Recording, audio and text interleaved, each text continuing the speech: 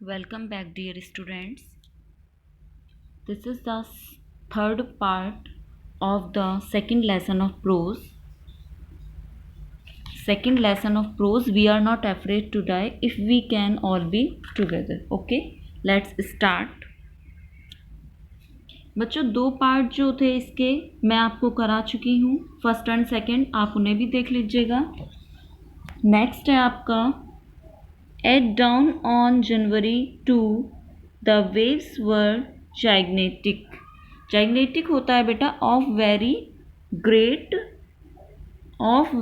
great size, यानी कि विशाल, बड़ा, vast. ओके, तो इसमें जो नैरेटर है वो बताता है एट डाउन ऑन जनवरी 2 जनवरी के सवेरे द वेव्स वर जाइग्नेटिक 2 जनवरी के सवेरे लहरें विशाल के थीं, यानी कि लहरें बहुत बड़ी थीं, विशाल थीं। Okay, we were sailing with only a small storm jib and were not still making 8 knots. अब इसमें जो नैरेटर है वो हमें बताता है we were sailing with only a small storm jib, हम केवल तूफानी छोटे पाल को मस्तूल के आगे लगाकर यात्रा कर रहे थे।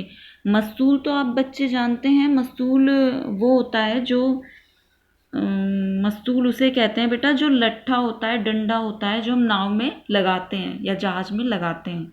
ठीक है, तो इसमें हमें नैरेटर बता रहा है कि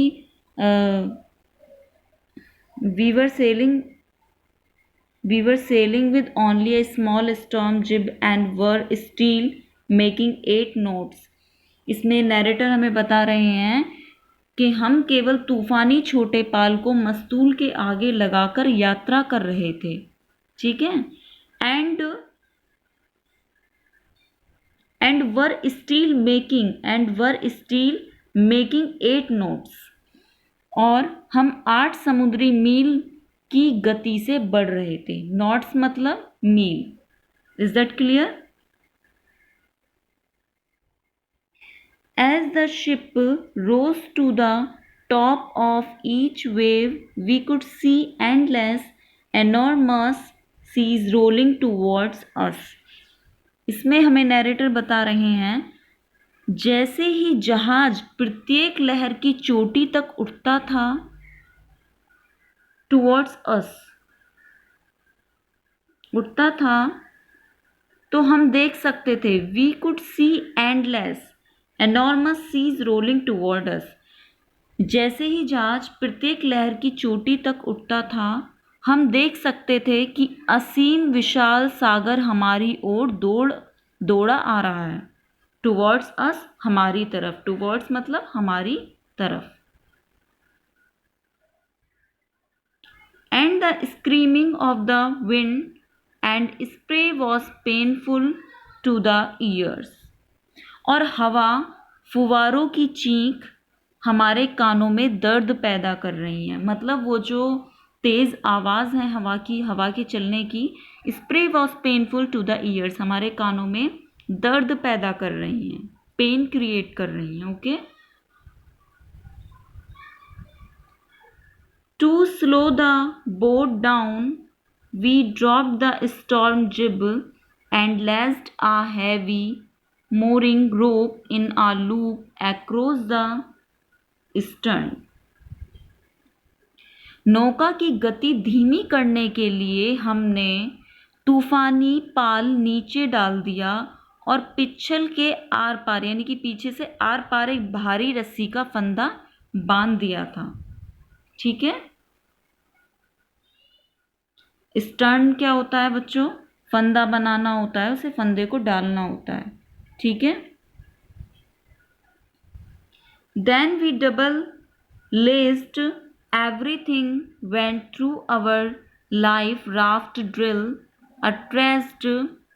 attached lifelines, donned oilskins and life jackets and waited. Narrator हमें बता रहे हैं कि जब हमने पीछे से आर पार एक भारी रस्सी का फंदा बांध दिया था, तब हमने हर चीज़ को दोहरी रस्सी से बांधा। देन वी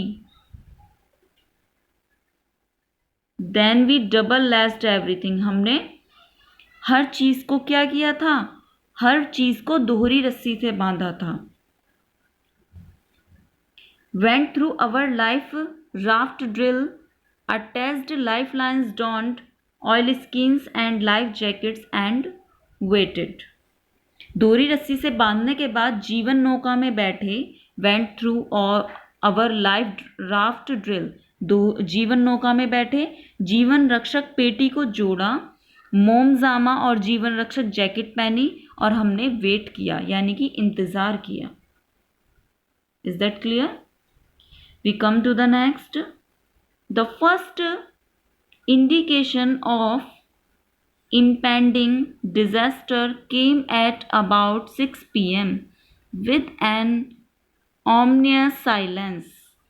अब नैरेटर हमें बताते हैं लगभग 6 बजे शाम एक मनूस शांति के साथ आने वाली आपदा का पहला हिंट हमें मिला, यानी कि पहला संकेत हमें मिला, यानी कि पहला संकेत आया।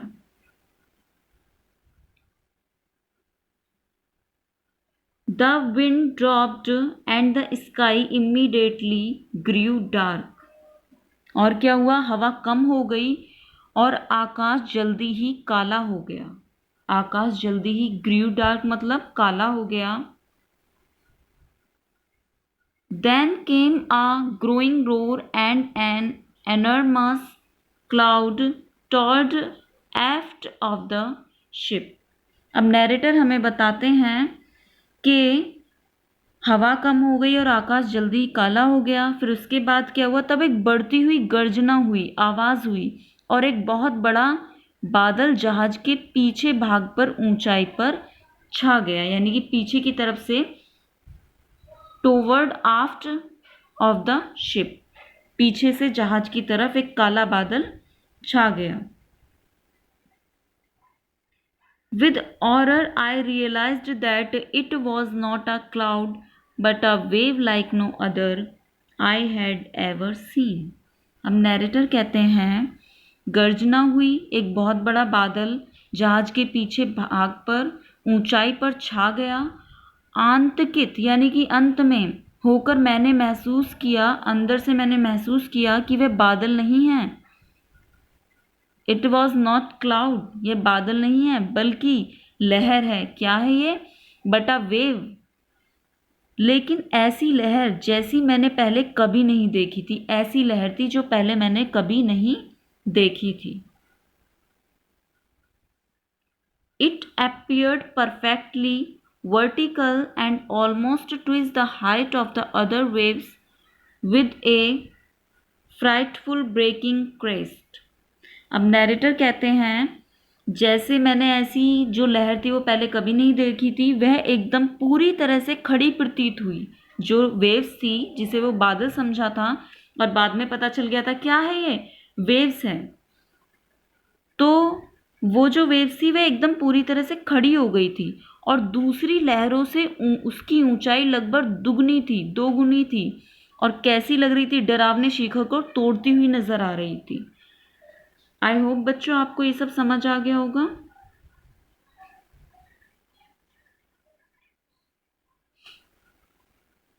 We come to the next part. The roar increased to a thunder as the stern moved up the face of the wave, and for a moment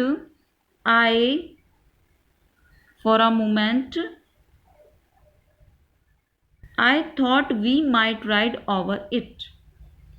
अब नैरेटर हमसे कहते हैं बच्चों, जो इसमें वर्ड दिए गए हैं टॉरेंट, उसका मीनिंग है strong and fast moving stream of water, यानी कि प्रचंड जो धारा होती है। ठीक है,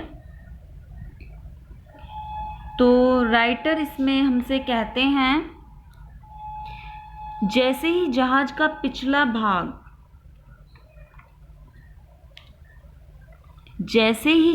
पिछला भाग लहर के ऊपर की ओर बढ़ा, शोर की गूंज अब गर्जना में बदल गई थी और मुझे क्षण भर के लिए लगा कि हम उस पर सवार हो जाएंगे। जो गर्जना थी, लहर थी, अब लग रहा था कि हम उस पर सवार हो जाएंगे, यानी कि वो हमें अपने शिकंजे में कस लेगी। But then a tremendous explosion shook the deck. लेकिन तभी एक बहुत बड़े विस्फोट ने जहाज के डेक को हिला दिया, मतलब जो डेक होता है जहाज का उसको हिला दिया। A torrent of green and white water broke over the ship. My head smashed into the wheel and I was aware of flying overboard and sinking below the waves. Okay तो जो इसमें नैरेटर हमें बता रहे हैं कि पर तभी एक बहुत बड़ा विस्फोट हुआ और उसने जहाज की डेक को हिला दिया था। हरे और सफ़ेद पानी की प्रचंड धारा जहाज पर टूट पड़ी। मेरा सिर पहिए से टकराया और मुझे लगा कि मैं जहाज के ऊपर उड़ रहा हूँ और लहरों के नीचे डूब रहा हूँ। किसको लगा ऐसा? नैरेटर को। I accepted my approaching death and as I was losing consciousness, I felt quite peaceful. अब नैरेटर कहते हैं कि जब मेरा सिर पहिए से टकराया मुझे लगा कि मैं जहाज के ऊपर उड़ रहा हूँ और लहरों के नीचे डूब रहा हूँ। मैंने तभी आने वाली अपनी मौत को महसूस किया और जब मैं बेहोश होता जा रहा था तो मुझे बहुत राहत महसूस हुई। ऐसा किसने कहा बच्चों? नैरेटर ने, यानी कि राइटर ने। Okay, is that clear? Unexpectedly my head popped out of the water. बिना किसी आशा के मेरा सिर पानी से बाहर आया। A few meters away, wave walker was near, capsizing, her masts almost horizontal. अब इसमें नैरेटर बता रहे हैं कुछ मीटर दूर वेव वॉकर, जो नाव थी वेव वॉकर, लगभग पलटी हुई थी। उसके मस्तूल लगभग क्षैतिज थे।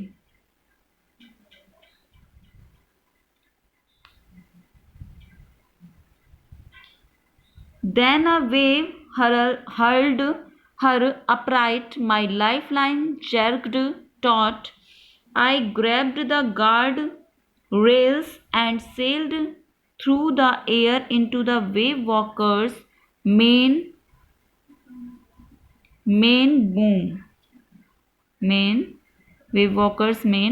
boom. नैरेटर कहते हैं कि मेरी जीवन रक्षक पेटी, मतलब तब एक लहर ने बहुत जोर से उसे खड़ा धक्का मारा। जब मस्तूल लगभग बिल्कुल नीचे पानी में ही डूब गई थी तब एक लहर ने बहुत जोर से उसे खड़ा धक्का मारा, यानी कि पुश किया। मेरी जीवन रक्षक पेटी धक्का खाकर तन गई।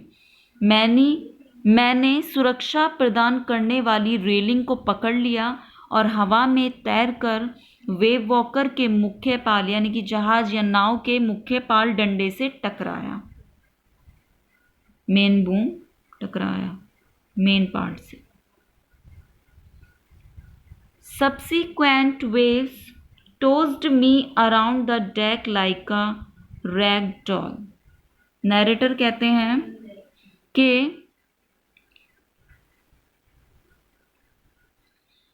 लगातार लहरें मुझे कपड़े की गुड़िया की तरह उछाल रही थीं। जो लहरें थीं वो मुझे कपड़े की गुड़िया की तरह उछाल रही थीं, like a rag doll. Okay. My left ribs cracked, my mouth filled with blood and broken teeth. अब नैरेटर बताते हैं कि लगातार लहरें मुझे कपड़े की गुड़िया की तरह उछाल रही थीं। मेरी बाईं ओर की पसलियां चटकी, मेरा मुंह खून से भर गया और टूटे हुए दांतों से भर गया। मेरा जो मुंह था वो खून से और टूटे हुए दांतों से भर गया। Somehow I found the wheel, lined up the stern for the next wave and hung on. Narrator बताते हैं किसी तरह मुझे कंट्रोल करने वाला पहिया मिल गया और अगली लहर के लिए पिछले भाग को सीध में मैंने किया और उस पर लटक गया। नैरेटर ने ये सब किया। ओके।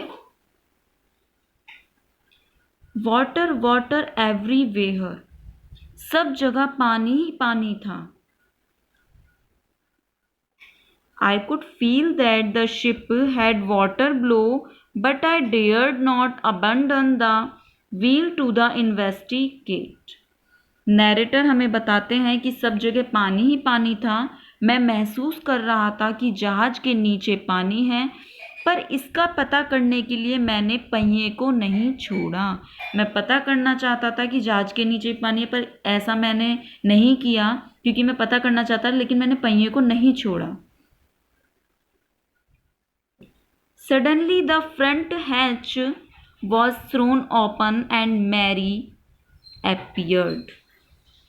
तभी क्या? अचानक सामने का छोटा द्वार खुला और मैरी प्रकट हुई। मैरी कौन थी बच्चों? नैरेटर की वाइफ थी। Okay. Mary appeared. We are sinking. She screamed. वह चिल्लाई, हम डूब रहे हैं। कौन? मैरी चिल्लाई, नैरेटर की वाइफ की, हम डूब रहे हैं।